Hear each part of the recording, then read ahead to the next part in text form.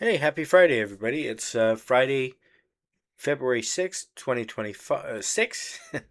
I'm Patrick, disabled investor. Welcome back to my channel, where I'm sharing my journey to grow my registered disability savings plan to $1 million. Got a little closer to the goal today. One step forward, two steps back. You know how it goes. Or two steps forward, one step back. Point is, I'm kind of treading water right now. I am up on the day by about $6,000, which is great. Um, but my balance is almost the same as it was last Friday. So on the surface, that's good. But I received about an $8,000 grant in my account earlier on in the week.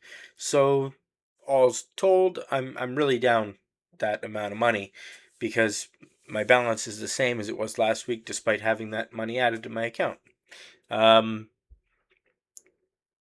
I owe that to a couple of the holdings that I have. I'll go through what made the changes to my portfolio and what was good and what was bad today, and what helped me gain that $6,000. If you'd like to find out, stick around. I'll show you. No secrets here. Um, and let's get into it. To start, as I said, my portfolio finished the day up $6,000, which is a gain of 3.43%, which is, or 3.45%, sorry, which is better than I would have done had I just invested in the indexes. And that's good. My portfolio finished the day at $180,431. And as I say, that's within $20 of the balance that it was at last Friday. Um, so there's that. I made one trade today. I had sold a call, a covered call for the shares of Alphabet that I have. I think I did that earlier on in the week, actually, before, or maybe it was late last week. I forget now.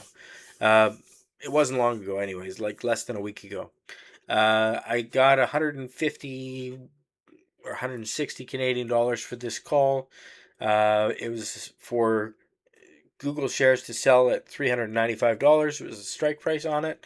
Um, Obviously, we didn't get there, and there was a pullback on the shares of Google today, so I was able to buy back those that call for about $15, which meant like a 90% profit. So that was good. No complaints there. That was the one trade that I did today. I also attempted to buy some additional calls for bit farms. I have two of them right now, and uh, uh, that was up more than I was able to buy it for today, so it didn't happen, but that's okay. I already have two shares of that, or two calls. Uh, the shares that added the most to my portfolio today started with Quantum Emotion. That was my biggest gainer, adding about $1,600 to my portfolio alone, followed by the leaps that I have for NVIDIA, both the 2027, January 2027 $160 call, and the January 2028 $170 call, added between the two of them about $2,400. My shares of IBIT, the iShares Bitcoin Trust ETF, gained $400. My leap for D-Wave Quantum, which is a $20 call expiring in January 2028, that was up.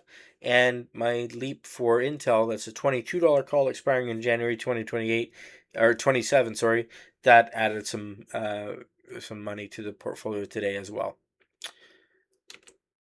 The things that didn't do so good today and kind of continued the slide over the week starts with Reddit. Despite Reddit reporting positive earnings last night, I think it was yesterday, they had positive results. They beat earnings, and they announced a share buyback of about $1 billion worth. Despite all that, Reddit was down today below the strike price that I had sold this or bought this call for. It's a $150 call expiring in January 2027. That particular leap lost $1,400 worth of value, and it's no longer in the money. So that's kind of disappointing, but I'm holding on because I believe that Reddit still has value. I think it just got caught up with the software sell-off that we have this week. The other thing that lost some money today was Google. The Alphabet shares that had, they gave up $1,100. My Leap for PayPal, both of them gave up some value. I have a $60 call expiring in January 2028, and that one gave up some value.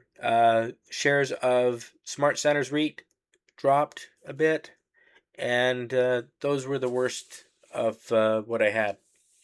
And as I said, it all had to do with the sell-off that was going on earlier on in the week. Seemed to have turned around a little bit today, but there was still some red on the screen. So those were the things that didn't do so good today. Don't really have an explanation as to why the sell-off happened earlier on in the week, other than there was concern that AI is now able to do a lot of jobs that software companies were writing programs for.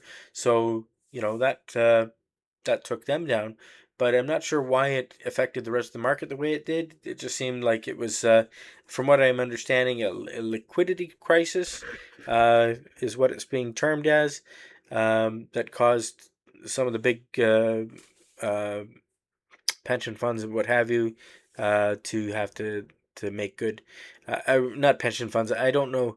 Large institutional holders, anyways, had to pony up and cover uh, some stock that was down. That's my understanding. I may be explaining it wrong. Don't take my word to the bank. Point is, there was some panic in the market, and that's why things sold off yesterday. And today was a bit of a rebound, so that was good. I still have $8,000 to go to get whole again, from what where I should have been had the sell off not happened. But who knows when that'll happen. I'm still up about 33% over what I have invested, so that's good. And I'm not going to complain about it. I mean, I could, but what's the point? Anyways, thanks for watching again. Interested to hear how your portfolio is doing. Please comment if things are going well for you or not. I'd love to know what you're into and how your portfolio is hanging up. Again, I'm Patrick. This is Disabled Investor Channel, and thanks for watching. Talk to you on Monday. Cheers.